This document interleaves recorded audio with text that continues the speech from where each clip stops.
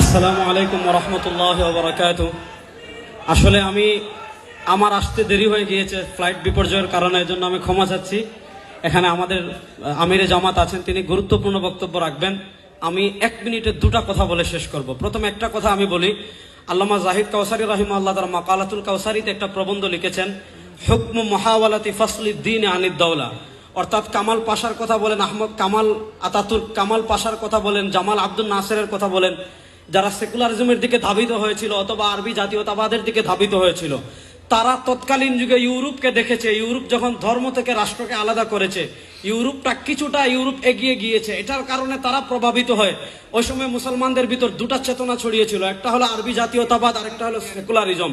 আল্লামা কাউসারী রাহিমাহুল্লাহ তার মাকালাতুল কাউসারীতে সুস্পষ্ট ভাষায় লিখেছেন যে রাষ্ট্র কখনো ধর্ম থেকে আলাদা হতে পারে না। হুকমু মুহাওয়ালাতি ফাসলিদ দ্বীন আনিদ দাওলা। রাষ্ট্র থেকে ধর্মকে আলাদা করা, এটা সেকুলারিজম চিন্তা।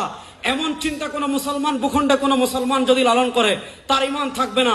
আমি শুধু আপনাদেরকে একটা কথা বলি, 52 বছর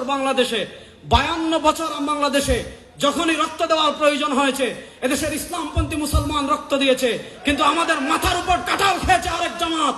আমরা দেখেছি সব সময় আমরা রক্ত দেই, ক্ষমতায় যায় আরেক দল, কাঁঠাল খায় আরেক দল। আমরা পরিষ্কার ভাষায় বলি, 2024-এর জুলাই আগস্টে যে গণ অভ্যুত্থান হয়েছে, এই গণ অভ্যুত্থানে কোনো শাহবাগী রক্ত দেয় নাই, এই গণ অভ্যুত্থানে কোনো রাম রক্ত দেয় নাই, এই গণ অভ্যুত্থানে কোনো বাম রক্ত দেয় নাই, এই অভ্যুত্থানে রক্ত দিয়েছে আবু সাইদ মুগ্ধ তাহমিদেরা। সুতরাং এবার বাংলাদেশে আর আমরা মানুষের কোন তন্ত্রমন্ত্রকে দেখতে চাই না, বাংলার রাষ্ট্র ক্ষমতায় আমরা ইসলামকে দেখতে চাই।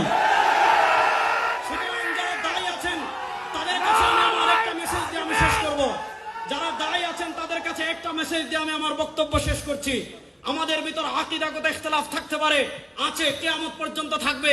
মাযহাবগত ইখতিলাফ আছে, থাকবে, কিন্তু বাংলাদেশের রাষ্ট্র ক্ষমতা ইসলাম যাক, এ ব্যাপারে আমাদের ভিতর কোনো ইখতিলাফ আছে? বলেন, এ ব্যাপারে আমাদের ভিতর কোনো ইখতিলাফ আছে?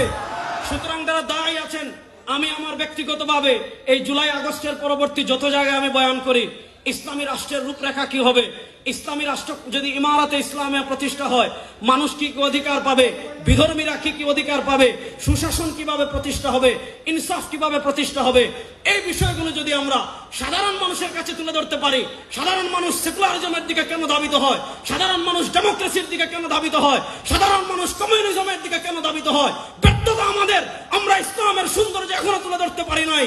আমি সবাইকে অনুরোধ করব, আগামী 1 বছর আমরা যেখানে কথা বলবো, ইসলামী রাষ্ট্রের রূপরেখা তুলে ধরবো। ইনশাআল্লাহ বাংলাদেশের সব মতবাদ দেখা আমাদের শেষ হয়েছে, এবার আমরা ইসলামের বাংলাদেশ দেখবো ইনশাআল্লাহ। আলহামদুলিল্লাহ।